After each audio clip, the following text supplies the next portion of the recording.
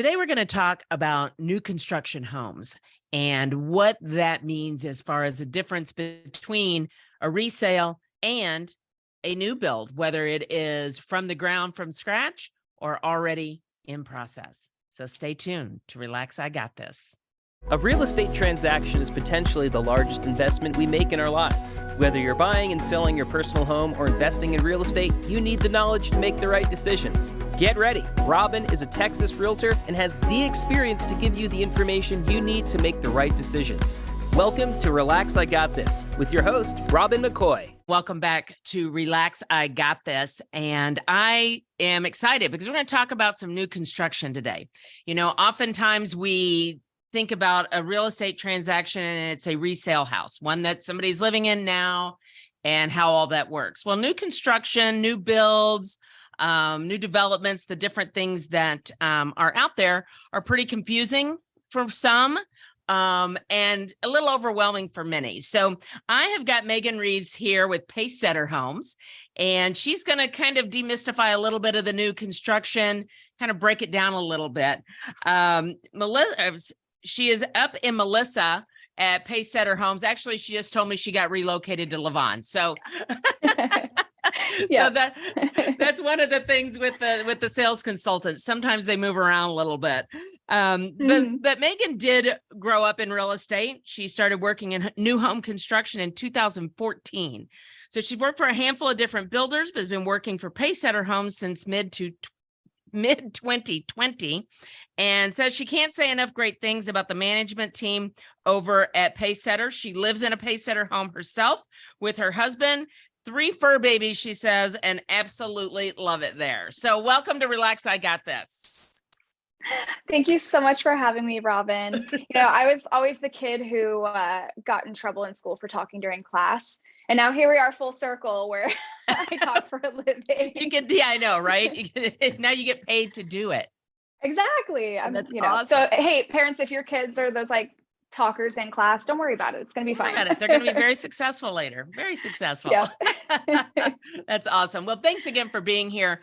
You know, we spend a lot of time in the real estate world, you know, especially on this end, and you're in a similar position, but different than a realtor, right? So because you are called a sales consultant at the different communities, correct? Correct. So I do not have my real estate license. Most companies will not let you have an active real estate license while you work for them as a builder representative. So yeah, it's a little bit different than a real estate agent. I can't show you homes in other neighborhoods that I don't work out of. I have a model home in a new community. That is my office. That is where you will meet me. And I can only sell you homes that I have for sale in this community. But what that also means is you have a high level of knowledge about those homes and about those communities. Yes. And one of the advantages with new construction versus homes that are already built is that you can build from scratch. So if you have very specific needs, or say you're a realtor and your buyer has very specific needs, you don't have to find that pre-existing magical home out there. You can build it and put everything that you want into it. So that's, you know, one of the things, especially over the last few years, that kind of changed a little bit in the new construction world, right? There's always the pre-pandemic, post-pandemic worlds, right? And during the last few years, new construction was difficult because supply chains got very challenging, delays, and then housing shortages and thousands of people that want one house. How is that going now versus how it was maybe in 2021, 2020? Yeah, so I suppose let's start back in 2020 when the pandemic first hit and lockdown first started. A lot of builders were uncertain about the future of the real estate market. We didn't know what was going to happen. So a lot of builders stopped buying land because it's expensive to develop new land. They're like, let's make sure that we don't overextend ourselves in case something happens. And then what happened? Demand went all the way up through the roof. It went crazy. Who knew? Who knew that residential real estate, interest right? rates were low. Yeah. People were working from home and they're like, hey, I don't like having Zoom calls at my dining room table. I need a home office. I'm stuck here all the time. I want to love where I live. So everyone wanted to move, and we just didn't have enough land to keep up. We didn't have enough builders that were able to actually physically oversee the construction of all of the homes that people were wanting to buy. In 2021, last year, we actually closed our doors for 2 whole months Did you really? because our wait lists were 3 miles long and we just couldn't keep up with demand. Yeah. So, I mean, one of the benefits to new construction at that time was that, okay, you're not having to put in 50,000 over asking, 100,000 over asking. You're not having to compete with a bunch of people in a multiple offer situation. For the most part, most builders still didn't have that formula where you were doing multiple bids, but good luck getting on the wait list. Yeah. That was the issue that we were having back then. So now things have shifted a little bit. The market has equalized. It's not quite so much of a seller's market. Right. Things have just kind of leveled off a little bit. It's just everybody's able to breathe a little bit, right? I mean, and I have done more negotiating in the last 2 months than I have in the last 2 years. And it's actually kind of nice to get back to that. It feels like I'm doing my job again, and you're having to work for it just a little bit, which makes it feel more rewarding when you get it. It's not just that, okay, everyone line up around the block, first come, first serve, make sure you have your pre-qual. We're not even going to talk to you if you don't have it. I mean, that's not cattle sales. calls are never the way to go. They're just, and it's not.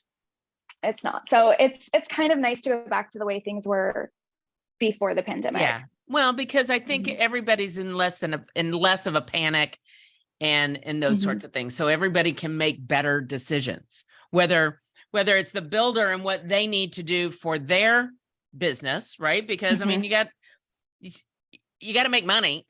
Otherwise you can't keep doing what you're doing. So whether it's the builder or the realtors in the transaction or ultimately the borrower and the buyer, it just makes it a little easier to deal with, and you feel better about decisions that you're making. Yeah. I mean, before it's like, if you were able to get your foot in the door somewhere, it's like, well, you better take advantage of that, because who knows when the next opportunity is going to come along. And now you can kind of take your time and make sure that you're making the right choice for you. A lot of builders are now offering incentives again, which I was going to some talk builders about that were too. offering nothing over the last 2 years. And now you can actually get, some price reductions, some discounts in upgrades, maybe even money towards closing costs. So like there are a lot of things going on right now that are advantageous for buyers in this market. So can a buyer now, you mentioned buying from scratch, right? So for the last couple of years, builders just were building the spec homes, and they'd release 5 and they'd sell those 5. And then a month later, 2 months later, they release 5 or 10 more. So now, and you're currently closing up one community and about ready to open up a whole master plan development over in Lavon. So people are then able to pick their lot, pick their floor plan, all that again. Yep. We've got some great lots that back up to tree line and walking trails. So yeah, you can still pick if you want a corner lot, if you want a lot with trees in the back, if you want, 3-car garage, if you want to add game room upstairs. Like there's things that you can do now that, are not necessarily an option to you when you're dealing with just what we call spec or inventory homes. And I think this might be a good time to actually go over definitions of the two kinds of homes that we have, because a lot of people don't know. So industry jargon is something I like to try and clear up for people. What we call a TBB, or to be built, is what you would call building a home from scratch. So that is, you're picking your lot, you're picking your floor plan, you're picking your structural options, you're picking your design. And then we have spec or inventory homes, which are homes that we pick all that stuff out ahead of time, start building it so that it's ready for somebody who's looking to move a little bit sooner. Maybe they don't have time to wait 9 to 14 months to build something from scratch. So we have a lot of inventory right now that's ready for end of year closings. So if you have people that need those quick moves, we have that. And it's still a brand new home. It's under warranty. It's energy efficient. No one's lived in it. It's a clean start, but it's ready now. But it's ready now. The compromise there is that you don't get to pick everything out. Right. And you know what? There's a group of people that don't want to do that. Right. There's a group of people that having to pick tile and flooring and cabinets and countertops and carpet and paint and all this just sends them into a sweat of too many decisions, right? 100%. And I'm one of those weirdos. I'm very picky, very particular about design stuff. So I loved building mine from scratch and picking everything out. But you're completely right that there's people that it's overwhelming to pick everything down from, doorknobs. Right. It's like, it can be a lot. So sometimes it's nice to just say, hey, it's a brand new home. It looks good. I don't have to mess with any of that. It's a much easier process. And it all matches. Everything looks good. I can just bring my toothbrush and move in, and that's what I want to do. So what are your lead times right now? Are we seeing? You said 9 to 14 months for a TBB. Let me use the correct jargon. For a TBB. Yep. About 9 to 14 months. I was actually just talking with one of my builders yesterday. My community, I'm still managing my buyers up in Melissa. And he's saying out there, they're really seeing more like 12 to 14. So I'd say you can expect probably about a year, give or take. Okay. Now, what happens right now? Here's a question, because I'm seeing it right now. What happens when today I buy, I go into wherever it is, and it's going to take a year to build a house. And in that year, prices change. They may go up, they may go down. Interest rates are going to go up and they're going to go down. And obviously we're not going to do anything with interest rates until closer to closing and the house's completion. But I guess it's supply costs, right? So I go in and I buy a house at 400,000, and over the course of the year, maybe prices actually go down and you're selling the same house at a lesser price that's ready to be built. I mean, how do market changes translate into a 12-month build time, I guess is the question. Yeah. And, we're having a lot of those conversations right now. And there were a lot of builders that during the height of the boom just kept jacking prices up and up and up because they could, make hay while the sun is shining. And now they have these inventory homes that now that the market has shifted, those homes are not priced right for the market. And they feel kind of stuck because if they do big price reductions on those, and the people who are already under contract are going to be a little bit unhappy about seeing that. So, we are seeing that a little bit now as builders, where now we're having to, okay, let's see what makes sense for today's market. And sometimes people that are under contract, sometimes that means, just having those conversations and making sure that people are still happy. The cynical approach could be, oh, we'll let them cancel and we'll resell it. But, this you want to do that either. Cause then, no, this truly a buyer could cancel it, turn around and go buy the house next door that's priced less than the one that they're building. Right. And it costs them $5 or $10,000. But if it's a $40,000 difference, then, it almost works. Right. So, I mean, there's just, these are some of the things that have come up with these drastic market shifts, right? And I think it's more challenging almost for a new construction than a resale, because now a resale just says, okay, we'll drop our price. New construction, and I mean, with interest rates, that's one of the things that, like, with our management team, we have a very forward-thinking management team, and we encouraged all of our buyers who were under contract in our backlog to lock their rates. And we offered them incentives to do so. This was back in the summer when we saw that rates were going up and going up and going up. And, we wanted to not have those be cancellations when they went from 5% interest rate to 7% interest rate. And our preferred lenders that we work with, I mean, they have these rate lock programs. We're incentivizing people to do that so that we don't have these unnecessary cancellations. Well, maybe affordability changes too, right? So, a year ago they went under contract at 4%.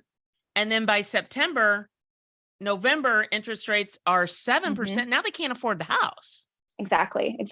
So when we think ahead and we say, okay, our lender offers rate locks up to 12 months, let's do that.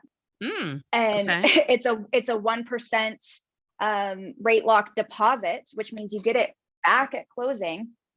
And that just protects you and gives you peace of Yeah, mind so that you're not absolutely. worried about whatever interest rates are doing. You know that you Absolutely. are protected. And if rates happen to lower from the time that you've locked, then you have a free float down. Our lender also offers free refinancing for up to 36 months after closing. So to me, that's just a no-brainer. If you can Yeah, lock that that is. 12-month rate lock plus 3 months protected after, or 36 months protected after that, I mean, that's 4 years of peace of mind Yeah. when it comes to interest rates. Well, and not all, and we'll talk about preferred lenders with builders here. That's a nice segue into that, because not all of them offer that. So tell me a little bit about how a builder, Pacesetter or any others that have a preferred lender, what is the purpose of it? You know, the because sometimes it's all right, we'll give you $12,000 in credits if you use our lender. Why that relationship? Yes. So number one, there's not a financial kickback for us if you use the preferred lender. So it's like, me as a sales rep, I'm not saying like, yeah, use this lender so I can get a bonus. You or get anything nothing like that. because first of all, that would be illegal. I get nothing So let's for that. Nothing financial, that is. I do get a lot of peace of mind and a lot of ease of communication when it's a preferred lender. So let's just say from the builder's perspective, let's make it a nice, easy number. Let's say you have 100 homes that are under construction at any point in time. And do you want to have to talk to 100 different lenders in order to communicate updates and closing and all of that information that has to go back and forth? Or do you want to communicate with one team that you know, that you trust, that you have those lines of communication with? It just makes it a lot easier for us to do our business when we have those strong lines of communication and that trust and that partnership with a company. We also, like basically, whenever I have someone do an outside lender, which is not the majority of my buyers, I'd say probably 90% of my people go inside lender. But for the few that want to go outside, almost every single time, there are issues. Maybe the lender is not familiar with new construction and they're asking me all these questions that I'm like, I'm not the person that gives you that. You know, you got to talk to, you know, the closing and contracts coordinator. They just don't know how to work with new construction.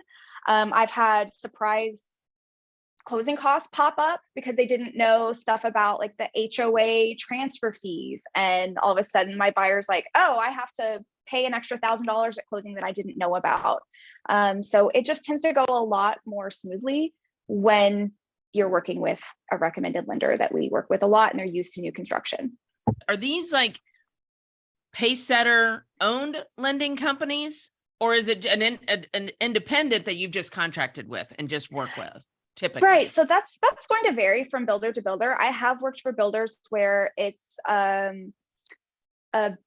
what do they call it? ABA. There's some sort of like associated business. Yes. Yeah. Sometimes it is that the company, the builder owns or is partnered with the lender in a more like the actual business partnership and not just, hey, like we have an agreement to work with each other. Yeah. So for Pacesetter Homes specifically, we have 2 recommended lenders, Service First Mortgage and Benchmark Mortgage. We're not financially tied to them. They're just companies that we have identified that have the same standards of customer service that we expect. That, I mean, we have stopped working with recommended lenders in the past because they were not delivering the amount of customer service that we require.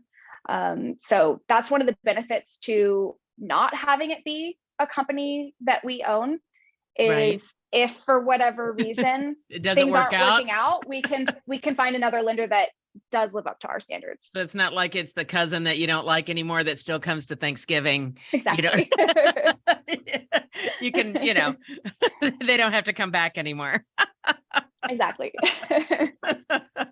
So let's talk a little bit about, since we are, you know, they say the words say that the Wednesday before Thanksgiving is the last day you can put something under contract and get it closed by the end of the year.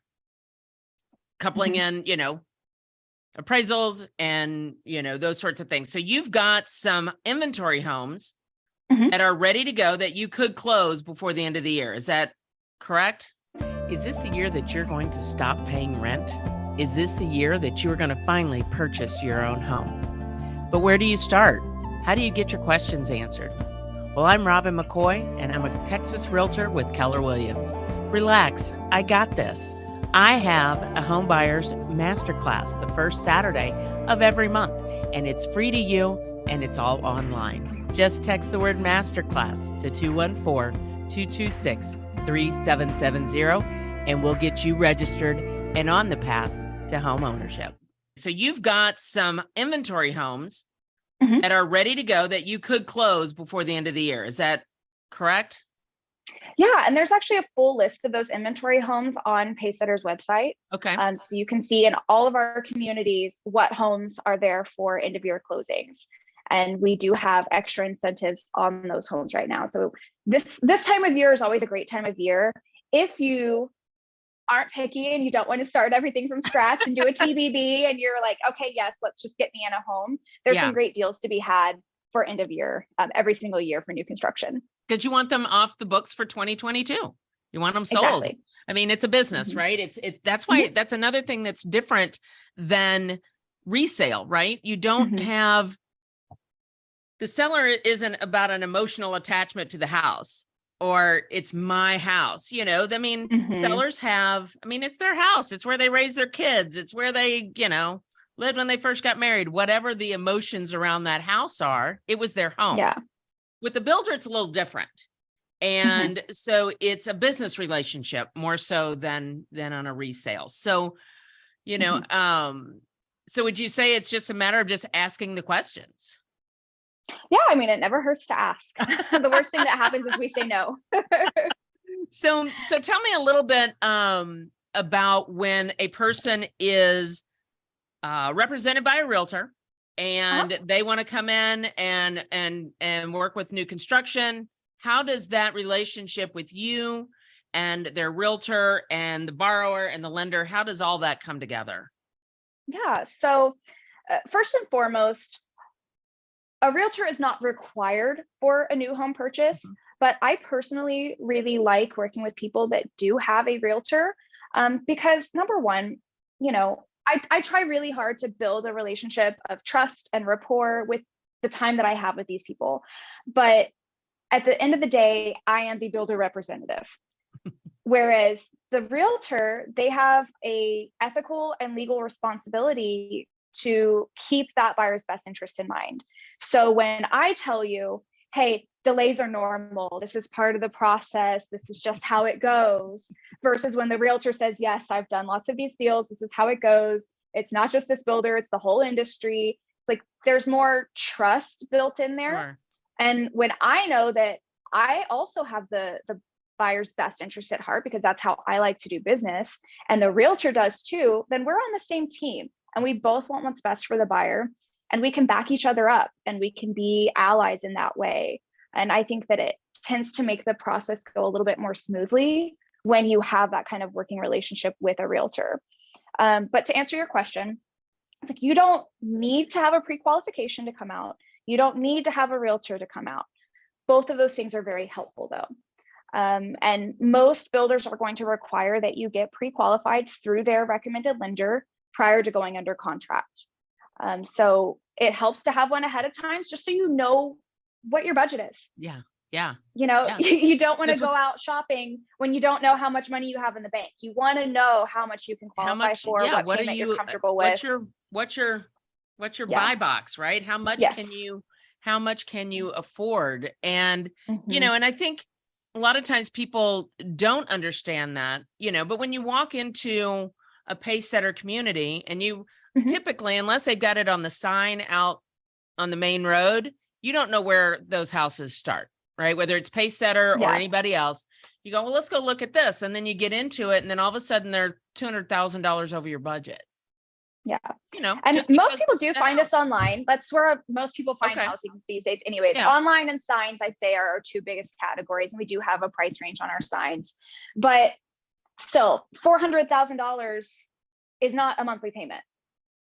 Right. And I have found with the interest rates changing, sometimes maybe people were looking a year ago and they took a breather, and now they're back in the market and they have the same like budget in mind for the price of the home. And that is a very different monthly payment today than it was a year ago. Yeah. So I can't tell you how many times I have spent 45 minutes to an hour with somebody, really finding that perfect home for them. And they're really excited. And it's like, okay, let's sit down and talk about the numbers. And when I run an estimated monthly payment for them, their face just drops. And maybe that's on me. I'm thinking maybe it's like, I hate bringing up numbers first thing in the conversation. I don't want to be like, hi, welcome to Pacesetter. How much can you afford? We don't want to have it be. You got your letter. Do you have, it's hard to establish that relationship. Yeah, but I also don't want to get people's hopes up and get them emotionally attached to something without having that information. So I think there's a happy medium in there somewhere. But if you have a pre-qual before you go out shopping, you don't have to find yourself in that situation as a buyer. Because it's current. It's not from June, right? When June, everything was different in June. It was just different in June. And then to now, and like we said earlier, that change in interest rate can mean you can or can't afford the house any longer. Because again, 400 isn't your, we live in the payment, not the list price of the house. And so we live in that monthly payment, and we have to be, I don't think you or me or anybody else wants somebody to be house poor because, there's, okay, I just won't go out to eat for a year. And, I'll not buy new shoes for the kids or whatever, so that I can get into this house now. And I don't think either one of us want that. No, I think it makes more sense to compromise, especially if it's your first house, to compromise on the size or location, or even the finishes on your home before you sacrifice, being house poor. I think it's better to compromise on those things than it is to pay too much and then find yourself in a tricky situation. Well, because I think too, and it's important, in whether it's a resale house or a brand new house or a being built house or whatever it is that this may not be your first house. Let's get into something very affordable, because prices are not crashing. Prices are leveling, but they are still higher than they were. The median price is still, it's not 2008. And, and so the year over year price increase is still bananas. It's still up. Yes. And I will say NAR just released today that our year over year units are going to be as much as 2 million less than they were last year in units sold. So that still means there is an inventory deficit. There is. Out and there. New construction is one of the only things that is helping that deficit. Yes. We just because you stop buying land. Yeah. So now you're the new builds that create the new homes that people are moving in and up and out of for the population growth, and especially the growth that's coming into North Texas. For the people who refinanced at 2-something%, 3-something%, even 4-something%, they're not moving anytime soon unless they have to. Yeah. So the inventory is not coming from people reselling their homes as much as it is from new construction that's being built. And even still, there's still a deficit. Even the amount of homes that we're planning on building in 2023, there are still more people moving here than can keep up with that amount. There were some numbers that came out from it was about a month or so ago that we're still 120,000 people or something like that will be looking for homes that aren't available. If we talk about all the homes that were built, all the homes that went on the market, and all the new construction, there's still like 100,000 people that are looking for a home. Yep. I know nationwide, we're expecting new supply nationwide next year to be about 1.2 million, and we're expecting demand to be 1.7 million. Yeah. So I mean, it's just the way that supply and demand works. Enough. It's like you can't, prices are not going to crash as long as that demand is there to support it. High school economics, supply and demand. High school economics. Exactly. And DFW especially. Oh yeah. I mean, they say even in recessions, if the nation gets a flu, DFW gets a cold. Like Yeah. there And are it's still true. so many jobs that are moving here. So many people that are moving here. We're expecting 92,000 people to move to Texas next year. So Where are we I going to put don't them? see prices. Come on, I don't see Pacesetters, prices build some plummeting. houses. They're moving to Levon. And there's people that are listening to this that go, where the heck is Levon? Yeah, Right? Levon is just east of Wiley. So my communities here are right down the street from Lake Levon. Okay. So it's off of 78. Okay. East of So, I mean, Wiley, which is yeah, east of Wiley. We're not that far from like Rockwall and like Firewheel. Not even that far from going to Dallas. So it's not too bad. And one of the nice things about, we call them the outer rim cities, which is mostly where Pacesetter builds. okay. One of the nice things about outer rim cities is that you tend to see a higher percentage in equity because they're growing areas. Right. So you're going to see a huge amount of change in 5-10 years in these areas. I remember when I first started in this industry, one of my builders said that he lived out in Salina. And I was like, where is that? Yeah. That's I've never heard of that. Yeah. And now I mean, it's just right there. 800 millions in Salina, Prosper Salina. Well, you know, even Melissa and Anna, when I first started selling real estate, that was rural. There were horses and cows in Melissa.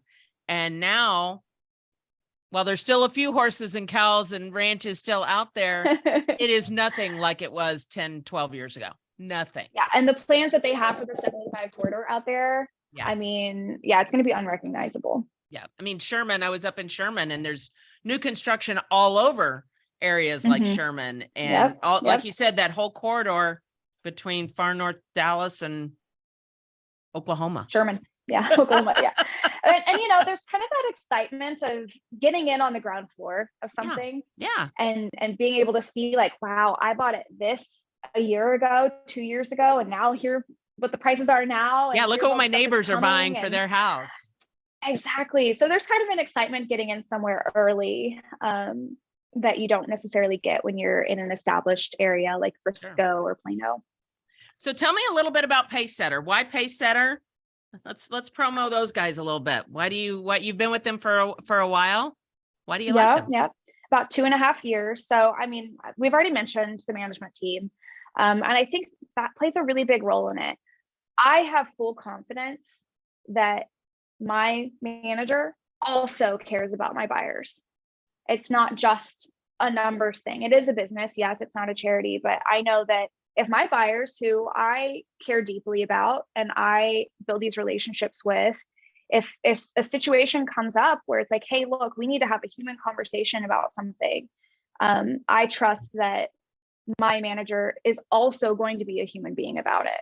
And that's really big, that I know that like, if I need to go to bat for my buyers about something, I know that my opinion is going to be valued. It's going to be heard, and we're going to do our best to come to a compromise that works for everybody. So that's really huge for me. And I would not want to work for a company that I would not want to build a home with. And I live in a Pacesetter home. So like our quality compared to other builders at this price point, a lot of the builders that we share communities with, is just a step above. It comes down to little details, things like baseboards and window size and rounded corners on drywall, stuff that it sounds a little boring, but when you're in the home and you're walking through it, it just feels different. It feels higher quality. It feels more expensive. So those are some nice touches that Pacesetter does that other builders at this price point don't necessarily have.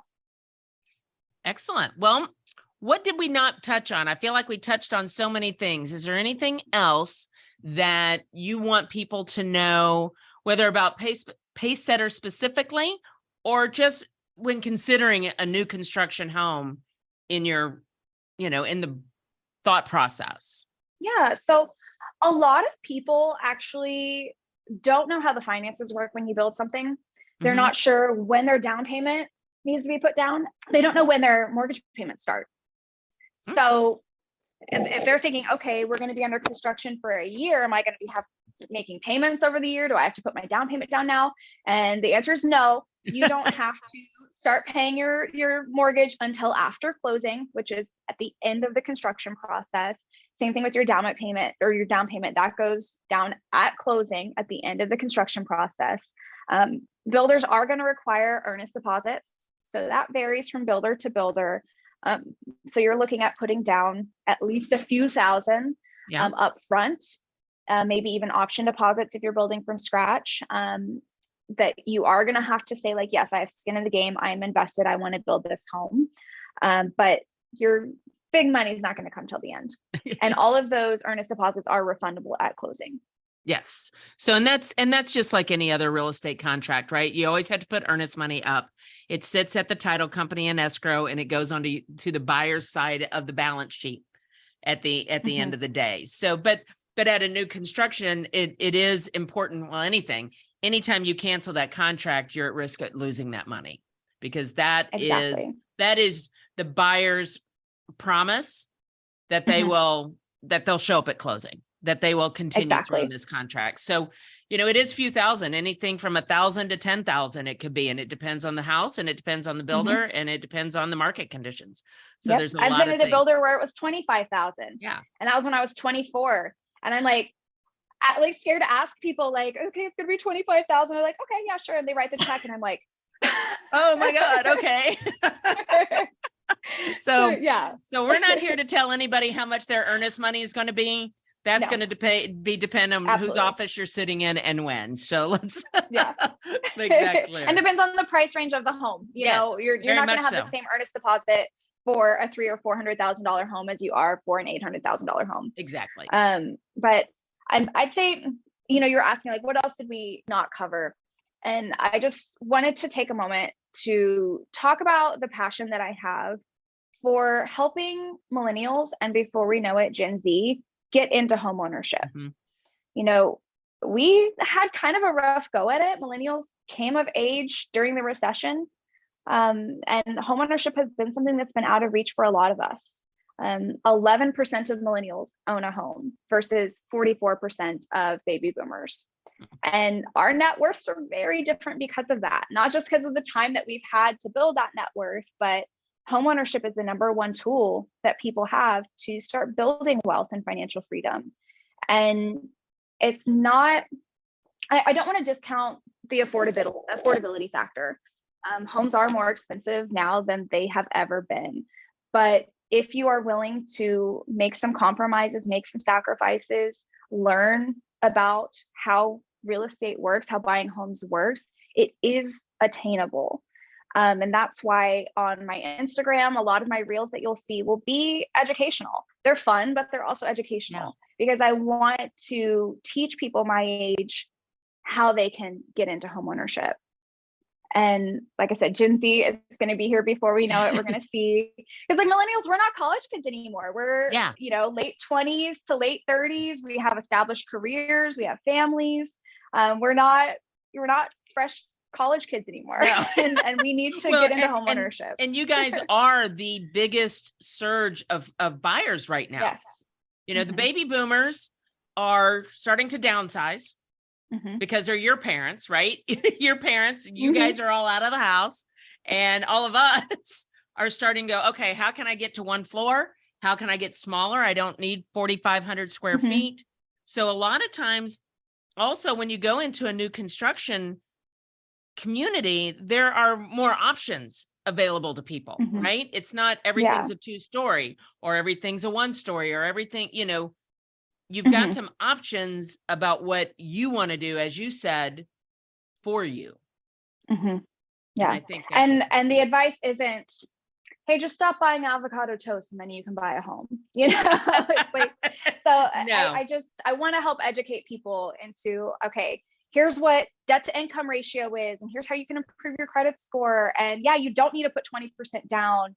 And there are programs out there that will help you get into a home, because the sooner you can get into real estate, the sooner you can start building that equity and building that wealth. It's not to wait to buy real estate, it's buy real estate and wait. I think on that note, I think that was the perfect ending. I want to thank you, Megan, for being with me. Now, I met her when I went and did just kind of a promotion at her community, the Enclave at Meadow Run out in Melissa. And she and I have just had some fun little conversations and done some things over. Follow her on Instagram. She does have a lot of educational things and fun reels that she does, like she said, to educate people on what debt to income ratio is. And what you mean, I don't have to put 20% down? No, you don't. No, you don't. You don't. Yes. So you can find me on Instagram at megan.sells.new.homes.dfw. So Megan and we'll put that in the DFW. show notes to make it easier. Yeah, make it easier. And you could also look up Megan Reeves and find me that way. And you can find her that way. All right, Megan, thank you so much. And thank you for dropping in on another episode of Relax, I Got This. Remember, who you're in business with matters. So make sure you are choosing your team accordingly. Thank you. Subscribe to this so you don't miss an episode, and we'll see you next time. Thanks for joining us for Relax, I Got This with Texas Realtor Robin McCoy. Check out all the show notes for contact information on Robin and her guests and to access your free buyer and seller guides. Also, don't forget to hit that subscribe button so you never miss a conversation. Thanks again, and we'll see you next time on Relax, I Got This with Robin McCoy.